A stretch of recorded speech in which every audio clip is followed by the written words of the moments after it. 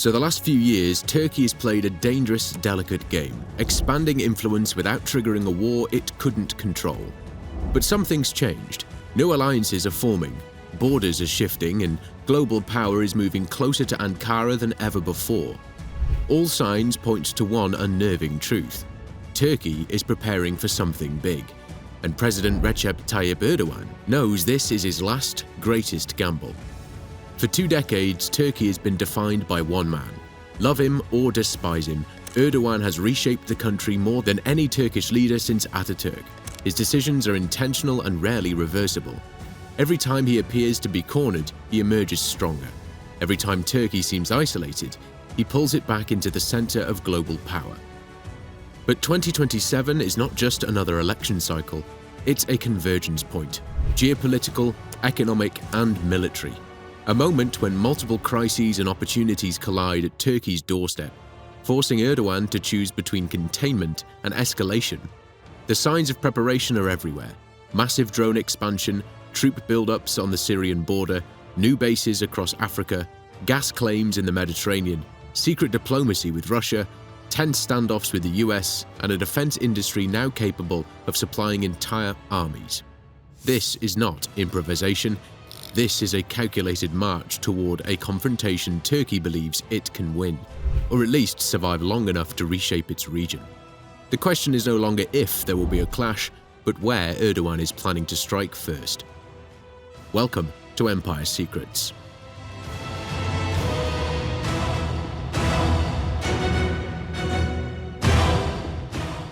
The Syrian border has been the place where Turkey fights its quiet military campaign, an operation the rest of the world pretends doesn't exist.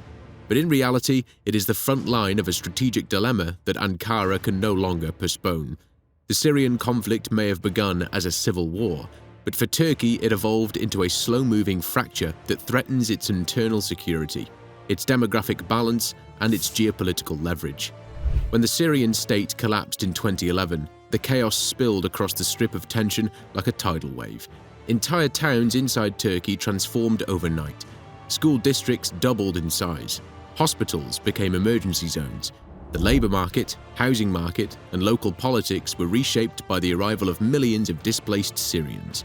The government insisted this was temporary, but as Assad solidified control and the war dragged on, temporary became permanent.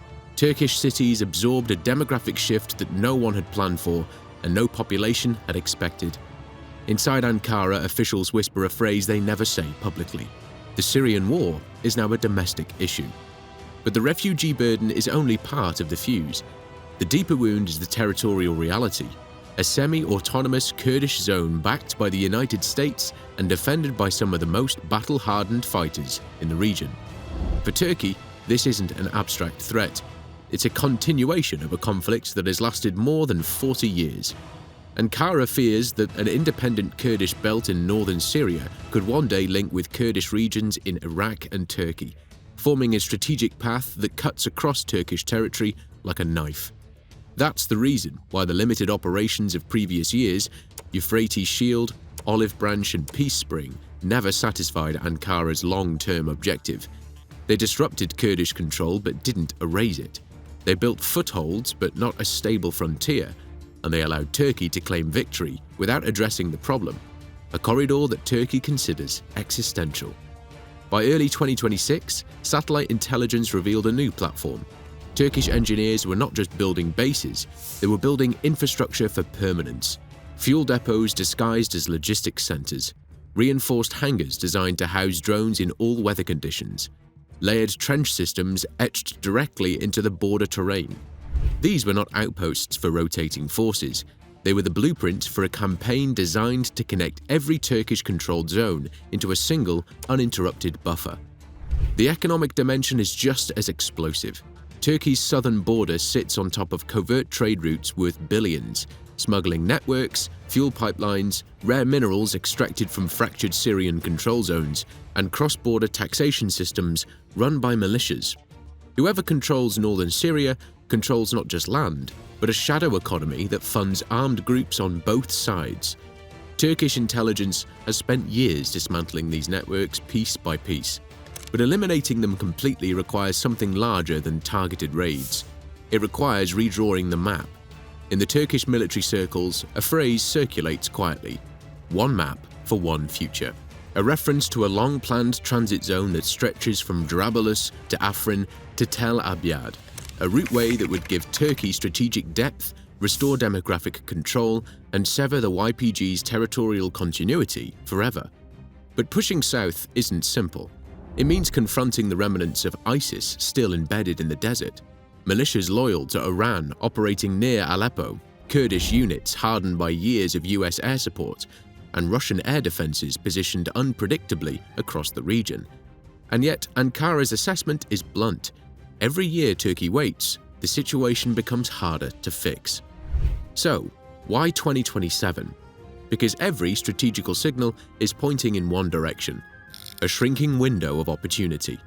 The US election cycle will create months of policy paralysis. Russia's economic crisis means less attention to Syria. Iran's internal instability restricts its ability to project power. The Gulf states are focused on internal economic reforms.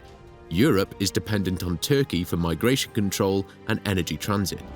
In short, the most favorable geopolitical environment in years, and Turkey knows it. But the biggest truth is this: a push into Syria is a referendum on Erdogan's legacy. He does not want to leave office with a Kurdish corridor intact. He does not want to be remembered as the leader who managed Syria's chaos instead of reshaping it. And he does not want Turkey's future to depend on foreign powers who have failed the region repeatedly. The Syrian border is where every pressure point converges, and that convergence feels less like a choice and more like destiny.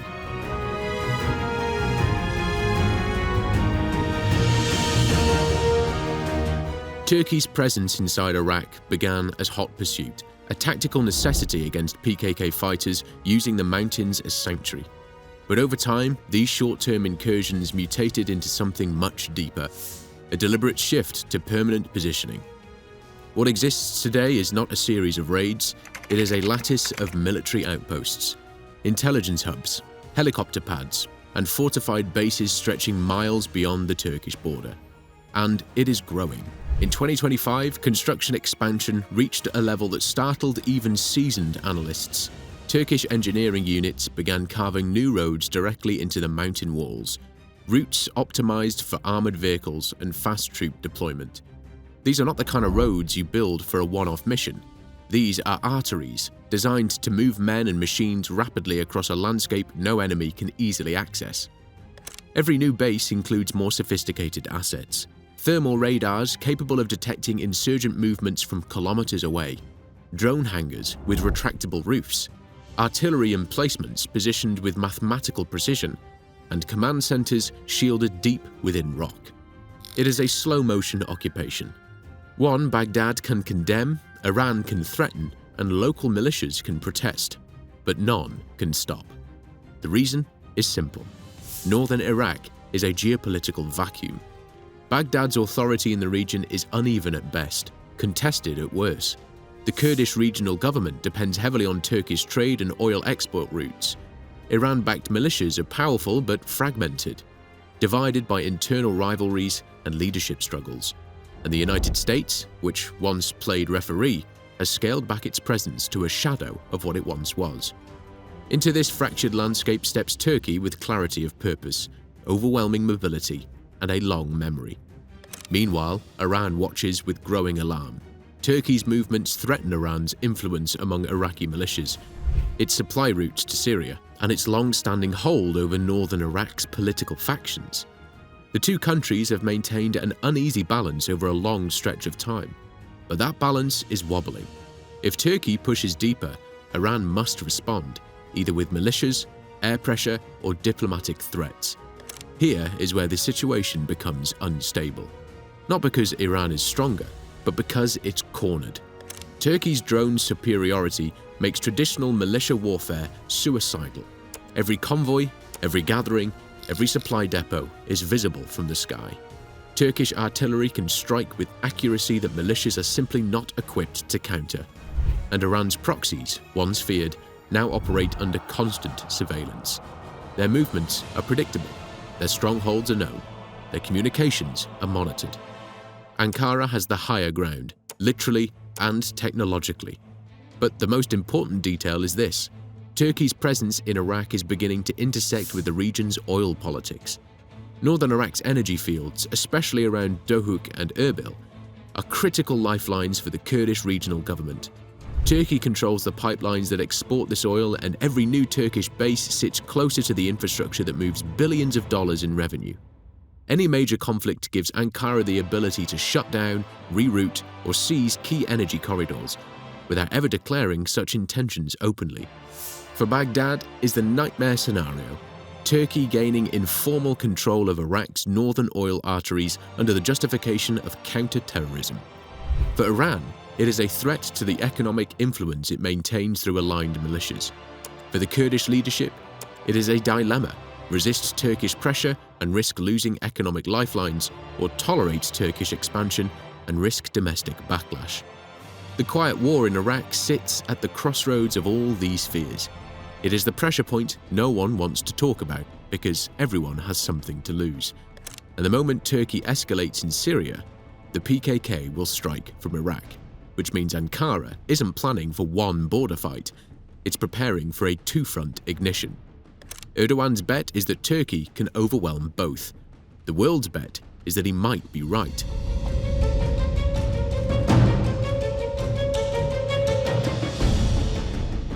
In the Eastern Mediterranean, gas is the new enemy, and Turkey is the middle of a high-stakes confrontation involving Greece, Cyprus, Israel, and Egypt. What was once a quiet maritime neighborhood transformed into one of the most contested energy arenas on Earth. Beneath those deep blue waters lie reserves that could redraw the map of power across Europe, the Middle East, and North Africa. Right in the middle of the storm sits Turkey, blocked, cornered, underestimated, and preparing to reclaim what it believes history and geography entitle it to. For most of its modern existence, the Anatolian state lived with a strategic curse: almost no domestic energy. Every winter, Ankara watched Europe scramble for gas, knowing its own pipelines ran through the same fragile networks controlled by Russia, Iran, and the Caucasus. Energy dependence became an economical chokehold. Imported gas shaped Turkey's inflation, currency value, and foreign policy. Every crisis outside its borders became a crisis inside. So the Turkish government pushed back. It sent seismic survey vessels into waters claimed by both Greece and Cyprus, escorted by warships moving in formation like chess pieces shielding a king. Greek frigates stalked them. French jets thundered off runways in Cyprus. Israeli submarines drifted beneath international waters. The region turned into a tangle of red lines drawn with sonar and steel. At one point, a Greek and a Turkish frigate collided in what both sides called an accident. But every admiral in the region knew the truth. The Mediterranean has become a pressure cooker with no safety valve. Behind the scenes, something even more consequential was unfolding. Ankara was not simply challenging maritime borders, it was rewriting them. The 2019 maritime agreement with Libya, controversial and condemned by several governments, drew a legally explosive corridor across the sea. It gave Turkey leverage over potential pipeline routes and challenged the notion that small Greek islands could generate vast, exclusive economic zones. Ankara knew this agreement would be rejected. That was the point. The move forced every actor in the region to confront a new reality. Turkey was no longer accepting boundaries drawn without its consent. And now we arrive at the dangerous part, because Turkey's energy doctrine isn't just about geography, it's about timing, and the timing couldn't be more volatile. Israel and Cyprus are negotiating new energy partnerships, some involving Greece and Egypt. Europe is desperate for alternative gas sources after reducing Russian imports. The United States has taken a fluctuating role, supporting some projects, criticizing others. And the Eastern Mediterranean Gas Forum, excluding Turkey, has become a potential alliance disguised as an energy club. In the meantime, the domestic pressures grow heavier. Inflation swings unpredictability. Currency markets rattle. Imported gas burns through billions. A Mediterranean energy victory, even a partial one, would shift that dynamic instantly. Gas fields, pipeline control, or expanded maritime zones would give Turkey leverage over Europe, income streams for decades, and a psychological boost at home. Erdogan understands this better than anyone. Military success abroad consistently raises his support at home. But energy success, that would elevate him to the status of a national founder in the eyes of many supporters. And the energy race isn't just about natural gas. It's about the infrastructure beneath the sea. Fiber optic cables, surveillance grids, trade routes, and shipping corridors. Whoever dominates the Mediterranean controls a large portion of global data movement, maritime traffic, and future energy exports. Turkey believes it has the strongest claim, by geography, by history, and by necessity. But Greece and Cyprus believe they have international law on their side. Israel believes it has technological and military advantage. Egypt believes it has regional legitimacy. Europe believes it has economic leverage. If Erdogan makes a decisive move in Syria, Iraq, or the Black Sea, the Mediterranean will immediately feel the shock. Regional alliances will harden, naval deployments will shift, energy negotiations will freeze. It will become a battlefield drawn in blue, a frontier where the next spark may ignite not because Turkey wants it, but because Turkey refuses to lose the one resource the 21st century is built on: energy.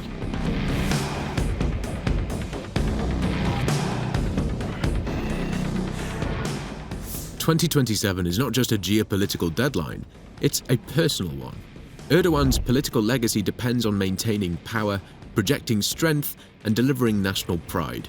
Military operations abroad do something domestic policies cannot. They rally the nation. They unify political rivals. They elevate Erdogan above criticism. He knows this.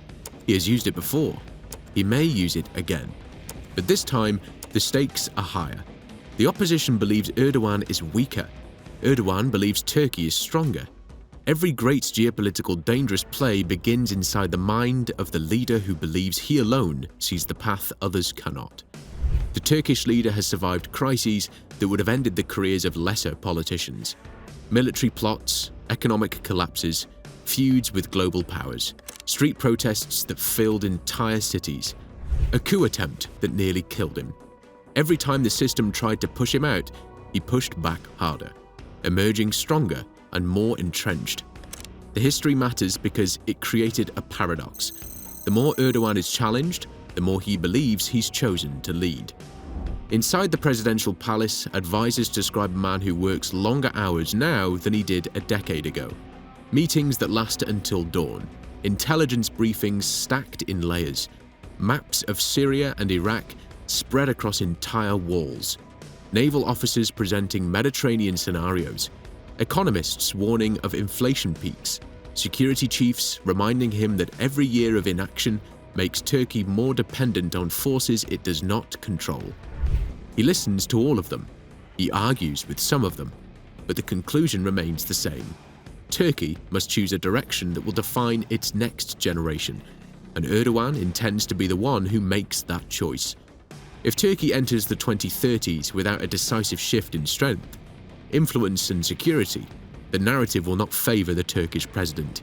His rivals will say he presided over decline, not ascent. They will argue he lost the momentum his early years promised. They will claim the world outpaced Turkey at the exact moment it needed bold leadership. He refuses that ending. He rejects that future. To rewrite it, he requires one thing: a defining act of power. And that moment arrives with the ticking of the election clock, one that grows louder with every passing month. Turkey doesn't want a full-scale war, but it wants leverage. It wants a buffer zone. It wants energy security. It wants independence from Western pressure. It wants recognition as a middle power rising into major power status. A calculated conflict could deliver that and wouldn't be reckless. It is strategic, it is timed, it is prepared. And it's coming. Erdogan believes Turkey can walk this tightrope. He believes the world needs Turkey more than Turkey needs the world. Maybe he's right. Maybe he's wrong. But one thing is unavoidable. Turkey's relevance will be redefined through force, through conflict, or through the kind of decisive gamble only Erdogan is willing to make. Time will prove whether that conviction is foresight or overconfidence? This was Empire Secrets, and if you want to understand the power moves shaping tomorrow's world, subscribe now. More investigations are coming, the kind nobody else dares to explain. Your desire, your empire.